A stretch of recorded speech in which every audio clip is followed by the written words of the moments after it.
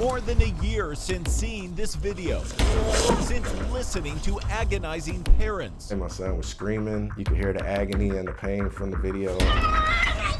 Since the attorneys began calling for action. They are most definitely targeted. And since the sheriff began defending his deputies. Racist cops and everything else, it is complete BS. Now, justice for this child once cuffed inside a classroom. It's been a long road.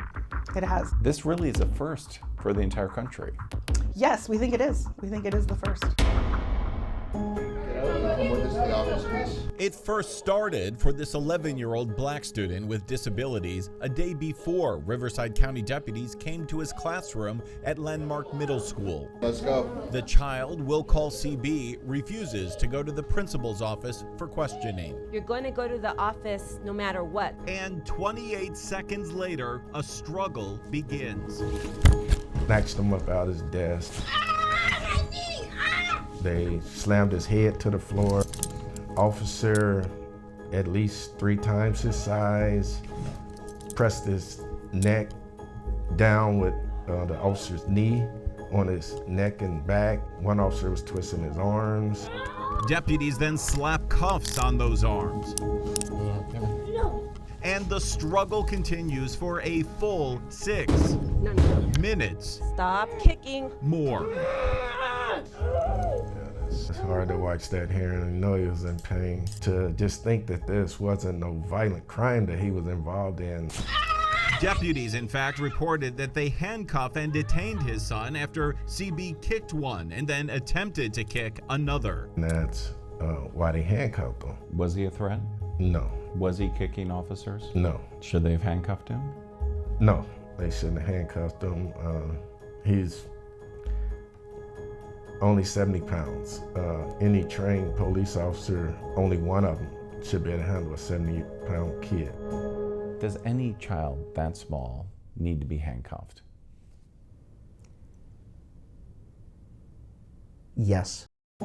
Riverside County Sheriff Chad Bianco told us last year that no one can fairly assess that need with one piece of video, one snapshot, one perspective. See, at one point, this deputy puts his knee on his back. But he also said he'd seen enough to know what happened here. Hand out. On that video, I saw nothing that would cause me as the sheriff or the leader of deputies that could have been handling that would have caused me an issue and said, oh my gosh, what are you doing? In fact, other agencies are doing similar things across the Los Angeles metro area. Our analysis of U.S. Department of Education data shows that during the 2017-2018 school year, schools sent students to police 5,913 times and arrested 318 children in grades 8 and below.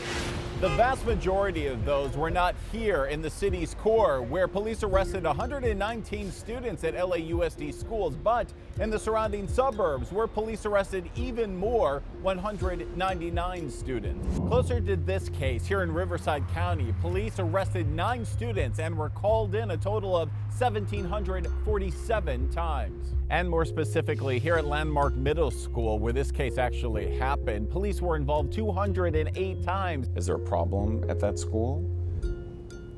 No. Despite the former superintendent's denials, the family still filed suit against him and the district, alleging excessive force, battery, assault, and negligence, among other things, saying the police presence there has a disproportionate impact on students with disabilities and black students. He's an African-American disabled student who has to navigate the world and school in that way.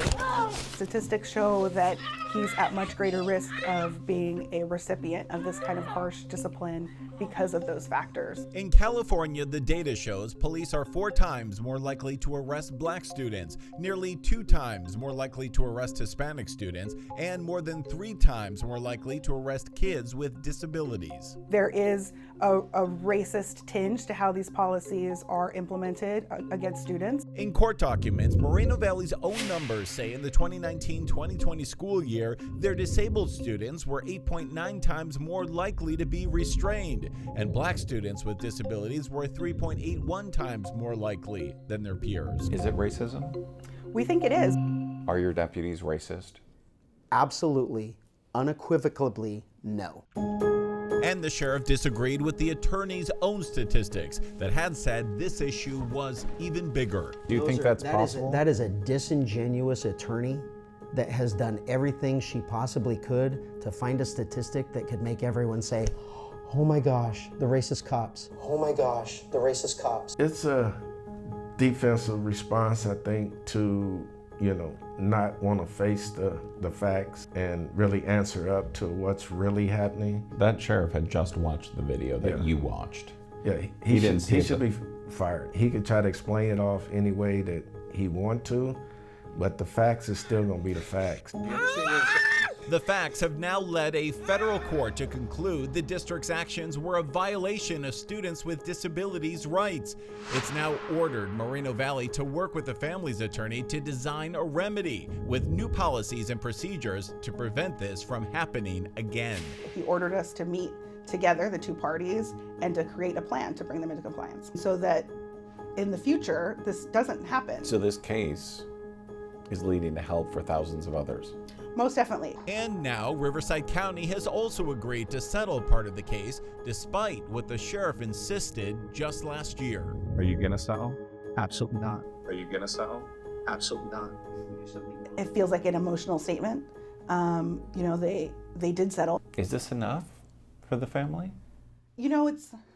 We can't go back and undo that damage. That hurt is still there. Would this have changed the outcome for CB?